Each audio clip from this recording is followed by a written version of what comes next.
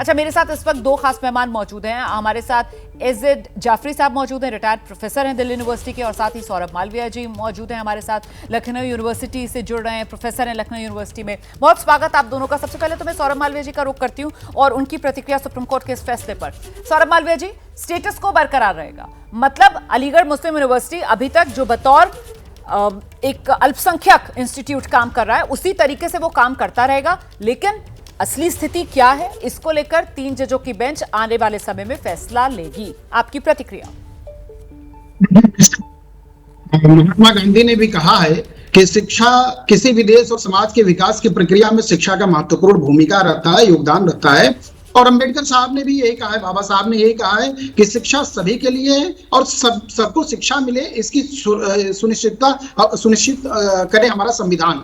मुझे लगता है कि अभी ये कहना थोड़ी जल्दीबाजी हो जाएगी कि अलीगढ़ मुस्लिम विश्वविद्यालय के बारे में जो फैसला है ये थोड़ी लंबी प्रक्रिया है, लेकिन एक बात बहुत स्पष्ट है कि उस कालखंड में जब ये इस विश्वविद्यालय की नींव रखी गई थी, उस समय उस दौर की जो आवश्यकता थी उसको ध्यान में रखते हुए एक विशेष वर्ग यानी अल्पसंख्यक वर्ग तो तत्कालीन रूप से मुस्लिम समाज को नहीं, उसमें आजादी के पहले कहा जा सकता था, लेकिन आजादी के बाद यदि हम ऐसी बातें सोचते तो काशी हिंदू विश्वविद्यालय है और अनेक विश्वविद्यालय है, वहां पर SC ST की नियुक्ति जो रोस्टर को फॉलो करते हैं 4, 6 और 3 इस अनुपात को देखते हैं तो कहीं ना कहीं शिक्षा में के मौलिक चिंतन में समाज वंचित रह जाता है। मुझे ऐसा लगता है कि जैन समाज भी अल्पसंख्यक है, पारसी समाज भी अल्पसंख्यक है, ऐसे में शिक्षा को किसी एक चीज में बांधने की बहुत जरूरत नहीं है और इस पर गंभीरता से अभी फैसले आनी बाकी है। सरकार चिंता कर रही है, सरकारी संसाधनों का उपयोग सबके लिए है और सभी उसका उपयोग करें और सबको सर्व सुलभता से मिले, यही शिक्षा का कुल मिलाकर अर्थ होता है। लोकतांत्रिक व्यवस्था में संविधान के अनुरूप शिक्षा सबको प्राप्त हो, सबको मूलभूत अधिकार है।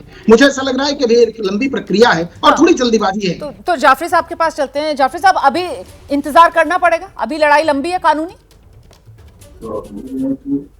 जी देखिए, मैं अलीगढ़ मुस्लिम यूनिवर्सिटी का छात्र रहा हूं। मैंने वहां से MA BA PhD की 10 डिग्रियां ली और मैंने वहां 10 साल रहा हूं अलीगढ़ के हॉस्टल में, और फिर मैंने 40 साल दिल्ली यूनिवर्सिटी में पढ़ाया नॉर्थ कैंपस। तो जहां तक मैं जिस वक्त अलीगढ़ मुस्लिम यूनिवर्सिटी की ये अजीज बादशाह के केस के बाद जो लड़ाई चल रही थी उसका मैं विटनेस हूँ, और जिस वक्त 1981 में मिसेस गांधी ने एक्ट पास किया था उसका भी मैं बैकग्राउंड से वाकिफ हूँ। तो जो सबसे बड़ी हर्डल थी वो अजीज बादशाह का केस था, अजीज बादशाह का जजमेंट।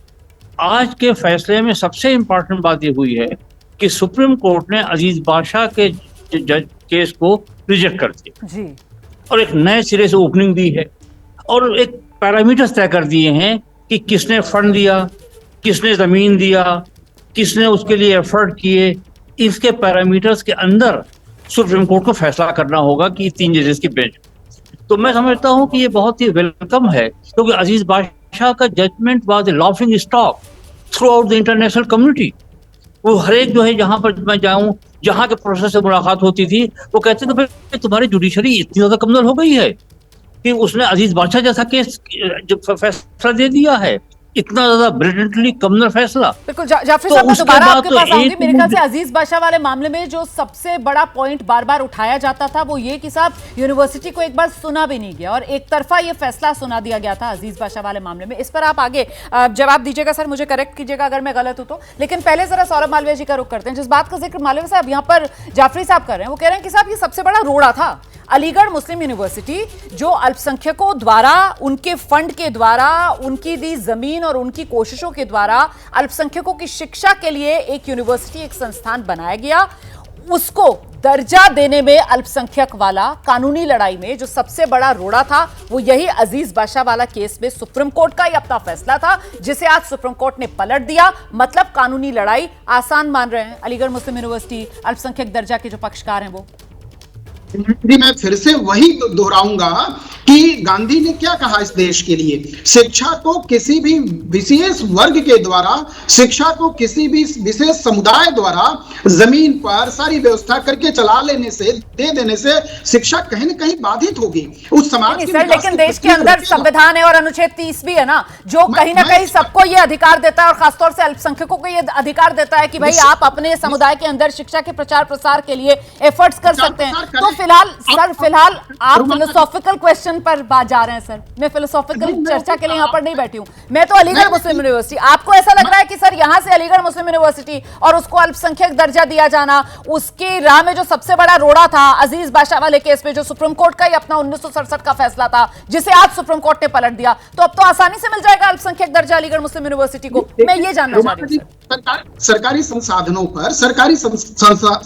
पर और सरकार के दिए हुए राशि के आधार पर फिर एक वर्ग के, एक व्यक्ति के जमीन के चीजों को ऐसे शुरू करके चला देंगे तो सरकार का सिस्टम कहां गया है, रोस्टर कहां फॉलो होगा? फिर आप बताइए, अल्पसंख्यक में तो बहुत से ऐसा वर्ग वंचित है ना, दलित का क्या होगा, शेड्यूल ट्राइब का क्या होगा? क्या नियुक्तियों में इसकी पारदर्शिता होती है? नहीं हो पाती है। तो फिर शिक्षा कहीं ना कहीं बाधित हो रही है ना। उस वहां के आसपास के लोग, वहां से पढ़े हुए लोग, उनकी शिक्षा का उनको अधिकार नहीं है। क्या एससी वर्ग वहां पर नियुक्ति पाता है? क्या कुलपति एससी समाज का हो बन पाता है? नहीं बन पाता है। तो एक बड़ी चुनौती है। मुझे लगता है न्यायप्रिय व्यवस्था होनी चाहिए शिक्षा में, न कि शिक्षा को इस आधार पर देखने की जरूरत है।